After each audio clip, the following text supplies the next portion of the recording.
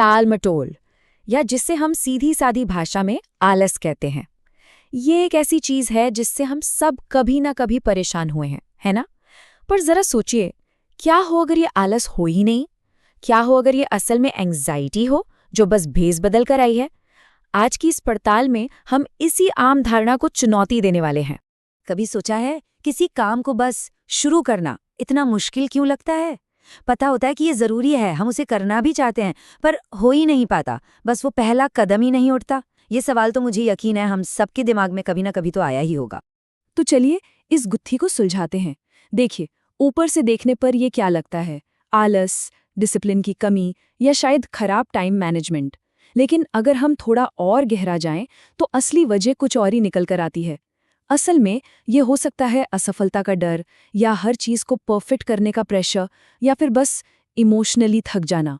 ये कोई कैरेक्टर की कमी नहीं है, ये तो दिमाग का एक तरीका है खुद को बचाने का, एक साइकोलॉजिकल शील्ड। इस पूरे पैराडॉक्स को, इस विरोधाभास को और अच्छे से समझने के लिए एक केस स्टडी पर नजर डालते हैं। ये कहानी है सोनू की। सोनू जो बहुत बड़े सपने देखता है, लेकिन अपनी टाल मटोल की आदत में जैसे फंसा हुआ महसूस करता है। तो मिलिए सोनू से, उम्र 29 साल, एक गवर्नमेंट एम्प्लॉय। लेकिन सोनू का सपना कोई छोटा मोटा नहीं है, वो एक शक्तिशाली पॉलिटिकल वर्ल्ड लीडर बनना चाहता है। सोचिए कितना बड़ा एम्बिशन है, पर उसकी सबसे बड़ी रुकावट क्या है? सोनू खुद कहता है, आलस और टालमटोल। अब देखिए, यहीं पर तो सारा खेल है। इतने बड़े सपने और इतनी कॉमन सी लगने वाली प्रॉब्लम। और बस यहीं से असली कहानी शुरू होती है, क्योंकि सोनू की प्रॉब्लम आलस है ही नहीं। ये एक बहुत पावरफुल साइकोलॉजिकल साइकिल है, एक चक्र जो बार बार घूमता है। असल में उसका दिमाग उसे बचाने की कोशिश कर रहा है, काम करने से रोककर। तो ये है सोनू का पूरा एंग्जाइटी साइकिल, और ये वाकई बहुत दिलचस्प है। देखिए, सब कुछ कहाँ से शुरू होता है? परिवार का डर, और इसकी इंटेंसिटी देखिए, 10 में से 10। उसे लगता है कि अगर वो फेल हो गया तो उसकी फैमिली को सफर करना पड़ेगा। अब इस डर से जन्म होता है परफेक्शनिस्ट सोच का, कि सब कुछ परफेक्ट होना चाहिए। और जब इतना प्रेशर आता है तो क्या होता है? एंग्जाइटी और घबराहट, दिमाग ओवरलोड हो जाता है, और वो सेफ्टी के लिए टालम टोल वाला बटन दबा देता है। और नतीजा, परफॉर्मेंस और खराब, जिससे उसका वो शुरुआती डर और भी पक्का हो जाता है। तो सवाल ये है कि इस साइकिल को तोड़ा कैसे जाए? इसके लिए हमें इसकी जड़ तक पहुंचना होगा। वो कौन सी गहरी वजहें हैं जो इस चक्र को चला रही हैं? इस केस स्टडी में 4 मेन हिडन ड्राइवर्स की पहचान की गई, और ये चारों वजहें आपस में जुड़ी हुई हैं। पहला, जैसा हमने देखा, परिवार के डर का जबरदस्त बोझ।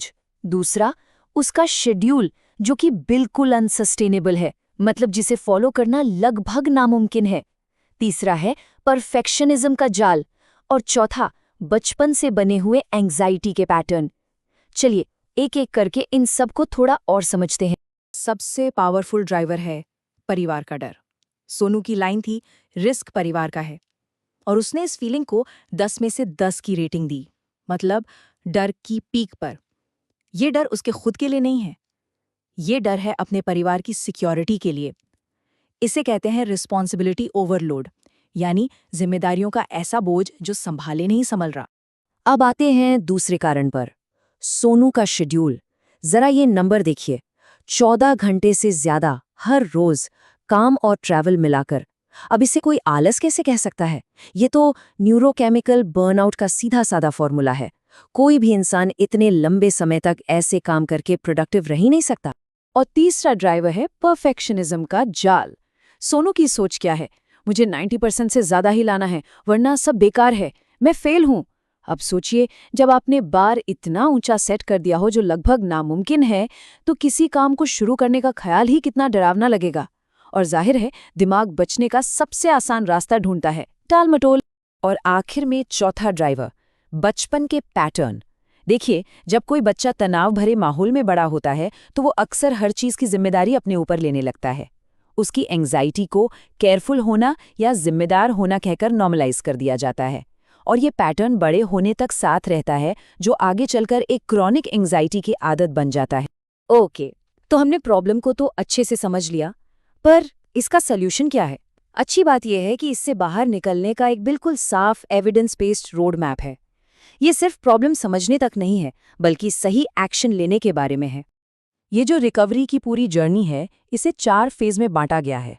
पहला फेज है स्टेबलाइजेशन, मतलब पहले एंग्जाइटी को कंट्रोल करना। दूसरा है कॉग्निटिव रीस्ट्रक्चरिंग, यानी सोच के पैटर्न को बदलना। तीसरा फेज है फैमिली हीलिंग और चौथा है वेल्थ माइंडसेट बनाना। इस प्रोसेस में 2 मेन टूल्स का इस्तेमाल होता है। पहला है कॉग्निटिव बिहेवियरल थेरेपी, जिसे हम सीबीटी कहते हैं। ये एक बहुत पावरफुल तरीका है जिससे परफेक्शनिस्ट और सब कुछ तबाह हो जाएगा वाली सोच के पैटर्न को बदला जाता है। इससे होता यह है कि जो नेगेटिव विचार अपने आप आते हैं वो बदलने लगते हैं। यहाँ एक छोटा सा उदाहरण है कि सीबीटी असल में काम कैसे करता है। सिचुएशन क्या है? एग्जाम की डेट आ गई, दिमाग में पहली सोच क्या आई? मुझे 90% लाना ही होगा, नहीं तो मैं फेल हूँ। ये है लिमिटिंग बिलीफ। अब आता है रियलिटी चेक। अरे कट ऑफ तो 60-70% के बीच ही रहता है। तो फिर इस रियलिटी चेक के बाद नई सोच क्या बनी? मेरा टारगेट 75% से ऊपर स्कोर करना है, जो एक बहुत अच्छा स्कोर है। देखा, ये छोटा सा बदलाव सोच में कितना बड़ा फर्क ला सकता है। दूसरा पावरफुल टूल है न्यूरो लिंग्विस्टिक प्रोग्रामिंग, यानी एनएलपी। इसका काम है दिमाग में गहरे बैठे डर और लिमिटिंग बिलीव्स को रीफ्रेम करना, उनके न्यूरोलॉजिकल कनेक्शन को बदलकर। मतलब ये तेज इमोशनल रिएक्शंस जैसे डर को बहुत जल्दी कम करने में मदद करता है। एनएलपी की एक बहुत इंटरेस्टिंग टेक्निक है स्विश पैटर्न। इसके 3 सिंपल स्टेप्स हैं। स्टेप 1, उस फीलिंग को सोचिए जब टालमटोल करने का मन करता है। स्टेप 2, अब उस फोकस्ड स्टेट को सोचिए जो आप असल में चाहते हैं। और स्टेप 3, अब अपनी कल्पना में इन दोनों तस्वीरों के बीच बहुत तेजी से स्विश कीजिए, मतलब एक से दूसरे पर जाइए। जब ऐसा बार बार किया जाता है तो दिमाग उस पुरानी नेगेटिव आदत को तोड़कर नई पॉजिटिव आदत को अपनाना सीख जाता है। ये ब्रेन के ऑटोमेटिक रिस्पॉन्स को रीट्रेन करने जैसा है। तो सबसे बड़ी बात यहाँ समझने वाली ये है कि इसका हल ज्यादा विल पावर या ज्यादा मेहनत करने में नहीं है। असली फिक्स है अलग तरीके से सोचने में, अपने दिमाग के ऑपरेटिंग सिस्टम को समझने में। और इसका असर कितना बड़ा हो सकता है, जरा ये देखिए। सही तरीकों से ये अनुमान है कि सोनू का जो परिवार का डर 10 में से 10 के लेवल पर था, वो सिर्फ 6 महीनों में घटकर 2 पर आ सकता है। ये सीधा एंग्जाइटी की जड़ पर हमला करने जैसा है।